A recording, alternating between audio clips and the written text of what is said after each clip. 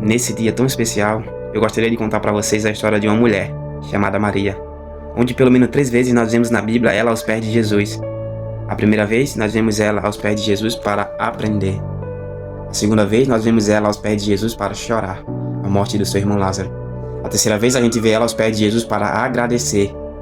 E o texto diz que ela pega um perfume de nardo puro em um vaso de alabastro, cujo conteúdo é de 1 libra, que equivale a mais ou menos 400 ml, cujo valor monetário, o texto diz que era mais ou menos 300 denários, que é equivalente aí a um dia de trabalho cada denário. Se a gente trazer para os dias atuais, seria aí 10 meses de trabalho, com um salário aí de R$ 1.500 ao mês, seria equivalente a R$ 15 mil, um perfume de 400 ml.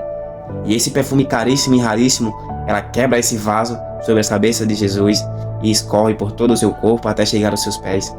Onde ali aos pés de Jesus ela tira o seu cabelo e começa a enxugar-lhe os pés.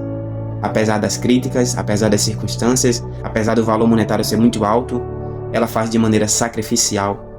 Porque toda jovem judia começava desde cedo a juntar o seu perfume, gota em gota, para o grande dia do seu matrimônio, para se banhar na noite de núpcias com aquele perfume de nardo puro.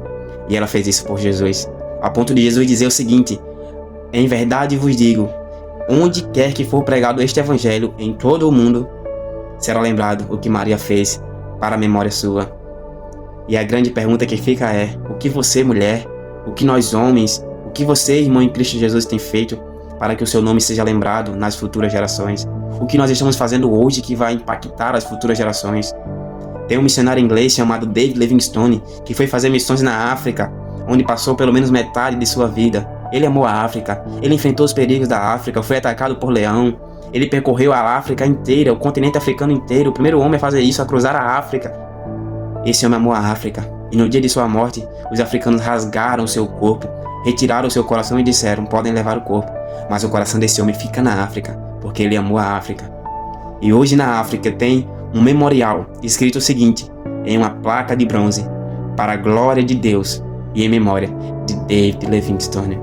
Levaram o corpo dele para a abadia de Westminster, na Inglaterra, em Londres, onde ele foi enterrado e sepultado entre os maiores vultos da Inglaterra, reis, príncipes, rainha e etc. E certa vez uma pessoa chegou para o porteiro da abadia e perguntou: me diga uma coisa, qual destes túmulos aqui é o mais visitado? E aquele homem disse o seguinte: olha, é aquele ali.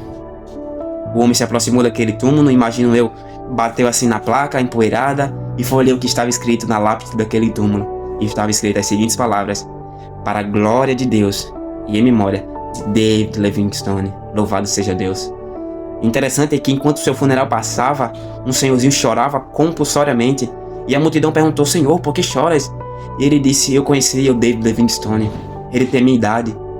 Nós somos da mesma cidadezinha, nós crescemos juntos, nós estudamos juntos, nós íamos juntos para a escola bíblica dominical, nós cursamos o mesmo colegiado, mas hoje ele está aqui, sendo aclamado por uma multidão, e eu estou aqui.